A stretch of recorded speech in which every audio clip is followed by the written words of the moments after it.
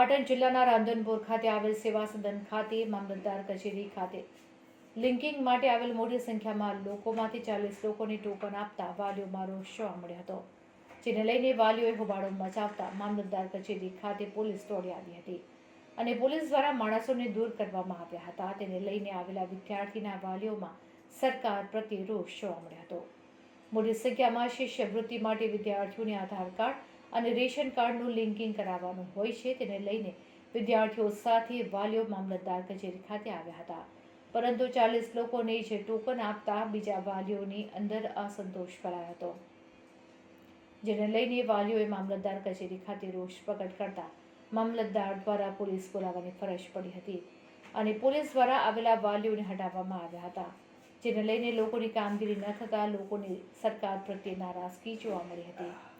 Reporter ચેતન પંચાલ, પાટણ। મારું નામ મુકેશભાઈ સોલંકી છે અને હું રાધનપુર મામલતદારમાં આધાર કાર્ડ લિંક કરવા માટે છોકરા લઈને આવેલો છું, બરોબર। તો લગભગ 40 ટોકનો આપે છે ને એક કોમ્પ્યુટર છે, તો લગભગ પોતા ગરીબ માણસો પોતાના ભાડા ભાજી બધી ધક્કા ખાય છે, કાંઈ કામ થતું નથી। તો સરકારને અને કલેક્ટર સાહેબને અમારી વિનંતી છે કે ગામડામાં કાંઈક વ્યવસ્થા કરે, કાં તો પ્રાથમિક શાળામાં વ્યવસ્થા કરે એવી અમે અપીલ કરીએ, એવી વિનંતી કરી રહ્યા છીએ। તમારું નામ શું છે અને શું કામ અર્થે આવ્યા છો અહીંયા? મારું નામ જોશી નિર્મળાબેન ભીખાલાલ। આજે હું 5 દિવસથી ધક્કા ભૂખીને તરસી છોકરા લઈ અને આ રોજ ધક્કા ખાઉં છું, પણ કોઈ એનો નિર્ણય આવતો નથી। 40 ટોકન આલે અને હોય 200 જણા, તો 40 ટોકનને ભાડા ભરી અને ભૂખ્યા તરસે અમે આ રહીએ, બરોબર। તો હવે આનો જલ્દી નિર્ણય લાવો, નકર ફરીને રેલી 50,000 માણસ આ કે રાધનપુરના ગામડાના લઈને આવવા નથી, બરોબર।